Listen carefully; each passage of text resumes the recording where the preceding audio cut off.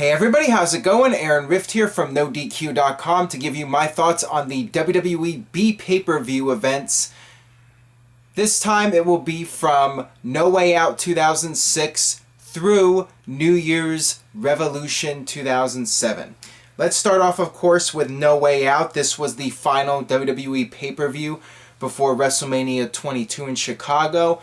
I thought that this was essentially a one-match show. I thought the main event, Undertaker and Kurt Angle, was fantastic. It should have been at WrestleMania. It was better, in my opinion, than the triple threat match with Angle, Randy Orton, and Rey Mysterio. I thought it was one of the better WWE pay-per-view main events of this era. I would highly recommend checking out Undertaker versus Kurt Angle. The semi-main event, Randy Orton versus Rey Mysterio, to me, it was a letdown. I did not like the whole storyline with Rey Mysterio putting the title shot on the line. I did not like the storyline of Rey Mysterio and Randy Orton to begin with, or the Rey Mysterio winning the WWE title storyline. The whole thing I wasn't a big fan of at all. And this match was built on the infamous Randy Orton promo where he said that Eddie Guerrero was in hell. The match itself was nothing special. You had Randy Orton winning with a roll-up and grabbing the rope for leverage, and that was the end of it, and Rey Mysterio was distraught. You had Vicky Guerrero and Chavo Guerrero backstage. They were upset. Rey let everybody down, and of course this led up to WrestleMania and Rey winning the title. Whatever. Rest of the card I thought was fairly standard. I did enjoy the Cruiserweight title match. It was a fun spot fest with all the Cruiserweights. It was entertaining. You had Tatanka as Matt Hardy's partner against Eminem, whatever. The whole card I felt was just a standard SmackDown pay-per-view card, nothing special to really note about.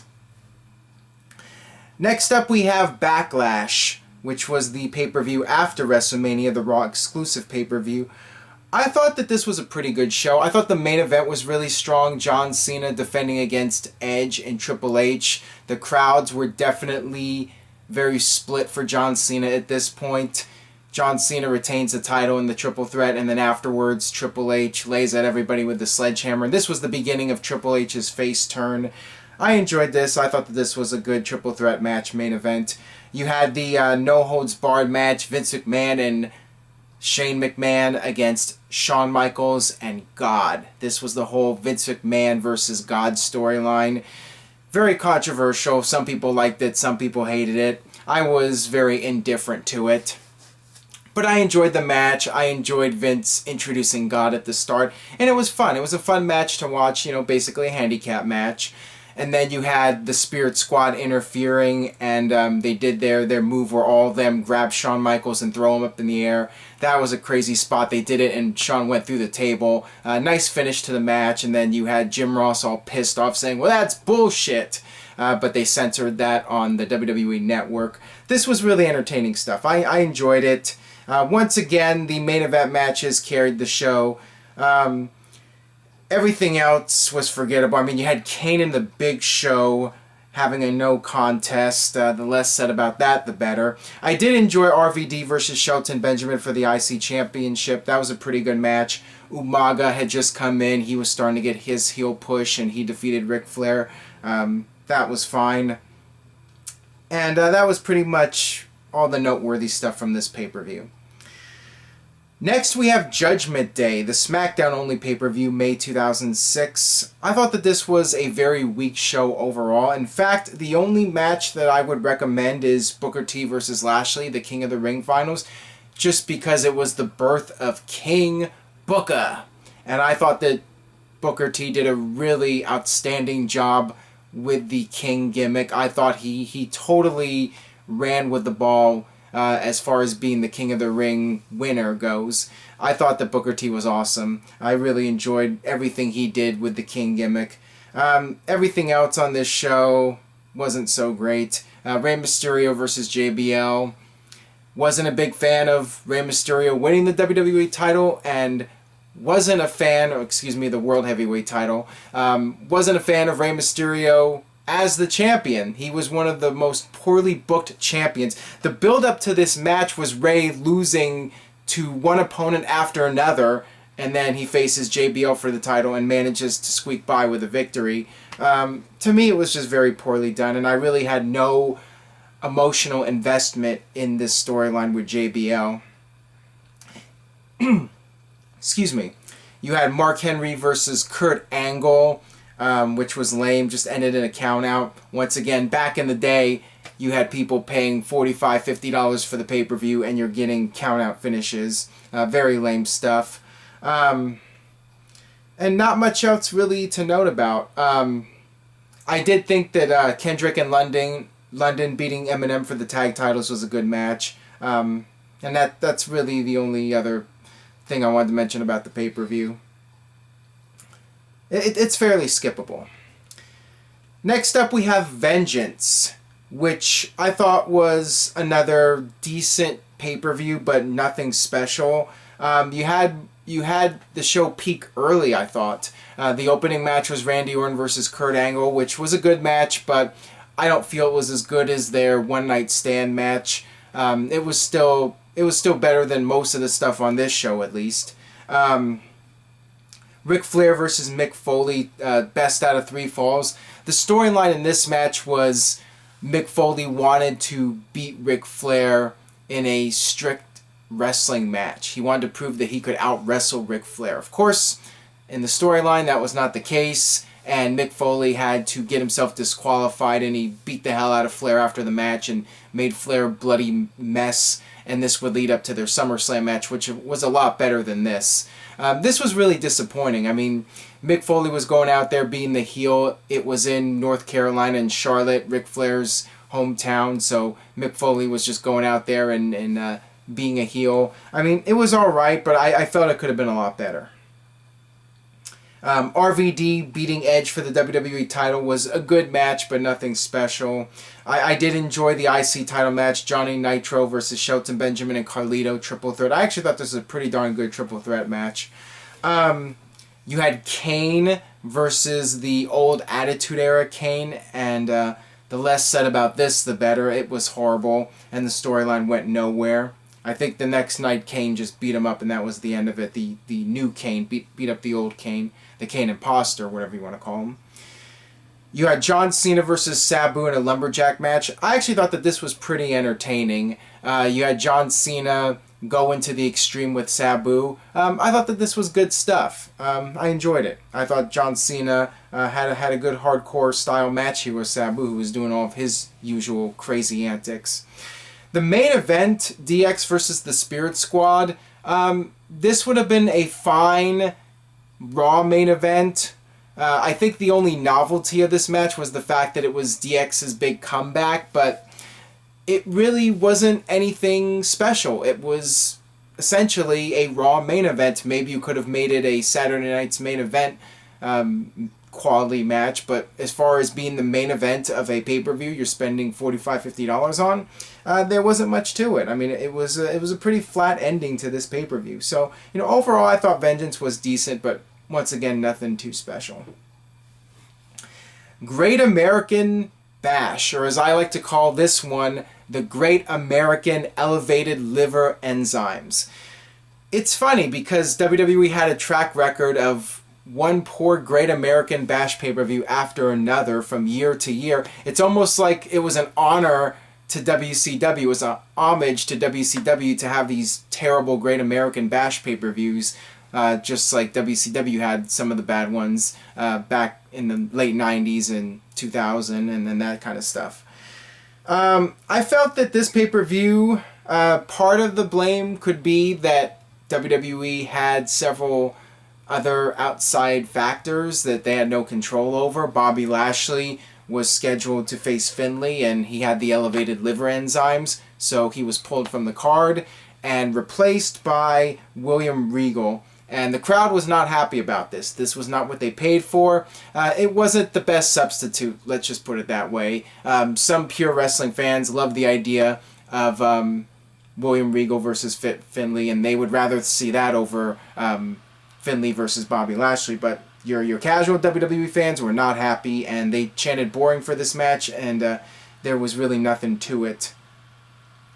You had a Punjabi prison match. And I give WWE credit for trying to come up with a new match stipulation. It's a nice idea, but it just didn't work out. And maybe it was a little bit better with Undertaker and Big Show instead of Undertaker and Great Khali, who, like Bobby Lashley, had the elevated liver enzymes. And WWE did this storyline where Khali and Big Show attacked Undertaker backstage, and Teddy Long replaced Khali with Big Show. It was really lame. But once again, you know, WWE had to come up with something here. Just wasn't something all that good. Undertaker and Big Show was not a good match. Maybe with different people, the Punjabi prison would have been entertaining. But it was quite ridiculous. I mean, the whole match concept, I don't know. It just didn't work. And you had Great Khali coming out there and climbing up the bamboo structure as Undertaker and Big Show break through it. I don't know. The whole thing was just a mess, I thought. You had Batista in his comeback match after being injured at the start of the year.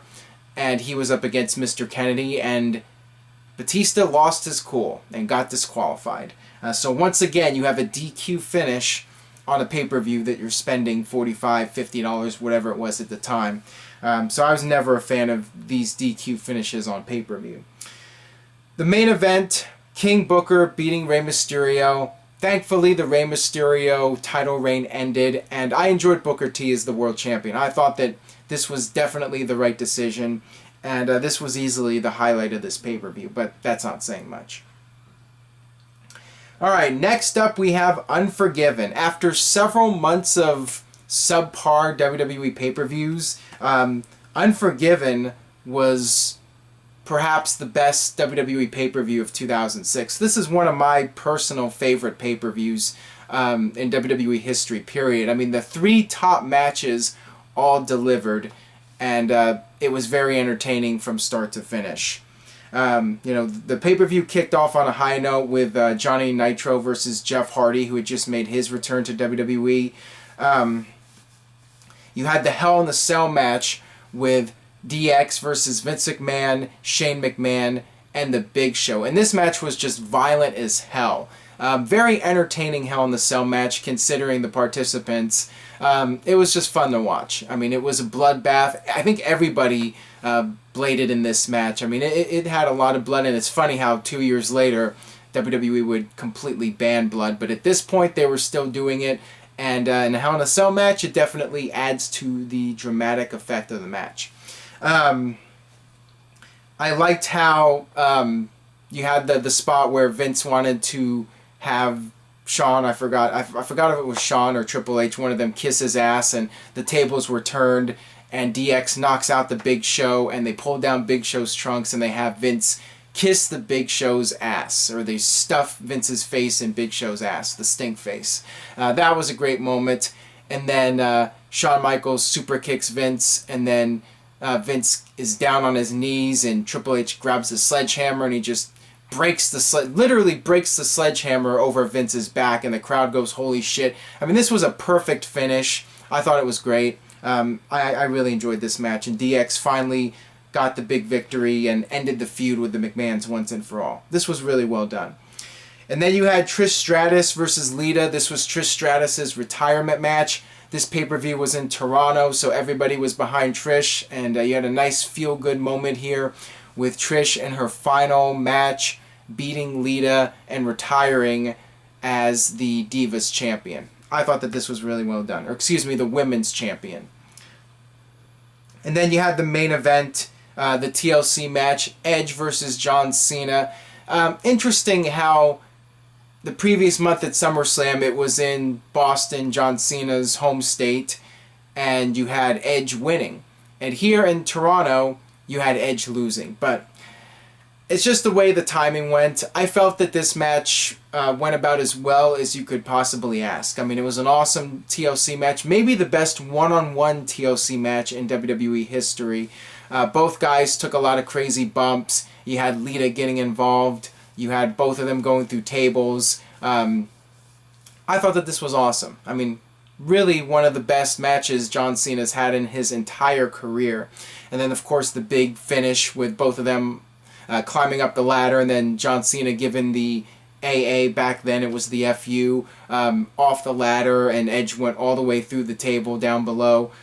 Perfect finish to the match. And John Cena wins back the WWE title. The fans still cheer even though they hated John Cena for the entire match, just because they saw something really great. And, it was extremely well done. The final 3 matches, were booked perfectly in my opinion. So this is definitely one of my all-time favorite WWE pay-per-views.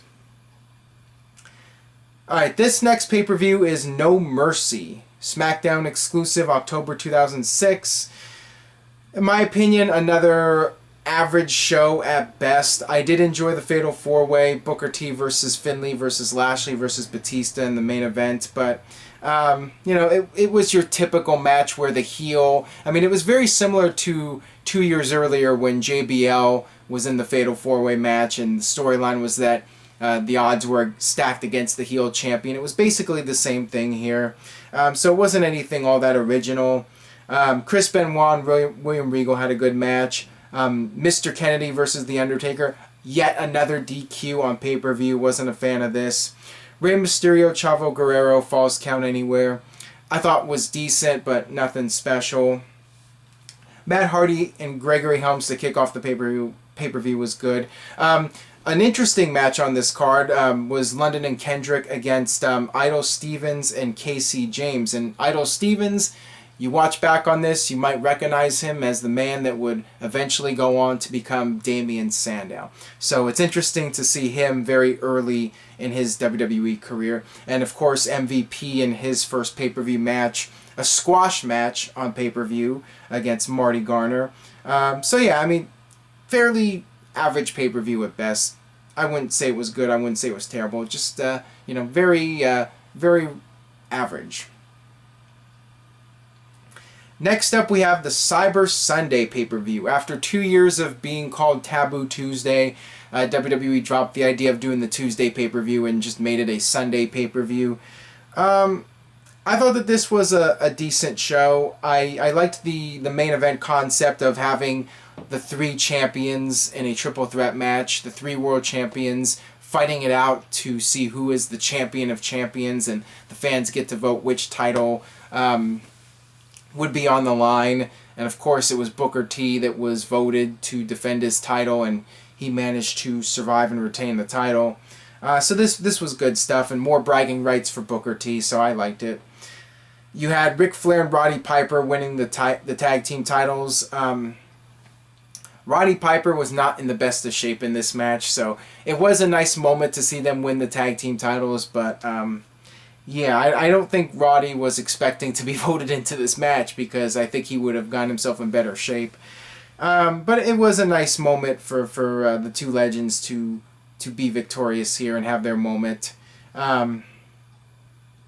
You had DX versus Rated RKO. Eric Bischoff was voted as the guest referee, and of course the heel referee screwed over DX. Nothing too unexpected on this pay-per-view. It was very straightforward. I think WWE tried to manipulate the votes a certain way, and they already knew what they were going to do based on what the fans voted for. So there was no real surprise on this show, in my opinion. Nothing that really shocked me. Just a standard WWE pay-per-view with the fans voting for the matches and the stipulations. Alright, you had the final WWE pay-per-view of 2006, Armageddon. I thought that this was a pay-per-view that started off strong and then fizzled out towards the end. You had the Inferno match, Kane versus MVP. The Inferno matches technically were never anything special, and this one was no exception, but it was a fun spectacle. These matches are always fun with the Flames, and it's nice when WWE does this kind of match every once in a while. MVP, of course, ended up losing the match and getting his ass set on fire, basically. This was fun to watch. Good way to kick off the pay-per-view. You had the ladder match.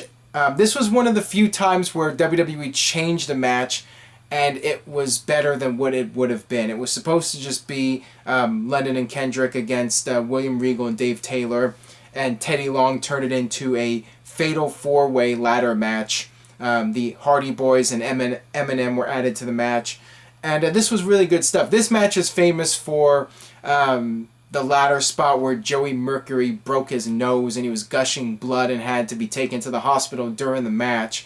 This was really gruesome. I mean, this is definitely the highlight of this pay-per-view. Maybe the highlight of Joey Mercury's career, just getting his face completely smashed by the ladder. I mean, it was sick. Very brutal stuff. And the match itself was really good. Not the best ladder match of all time, but definitely one of the better ones. And then you had the Boogeyman versus The Miz. Yeah, basically a filler match. The last ride match, Undertaker versus Ken Kennedy, Mr. Kennedy.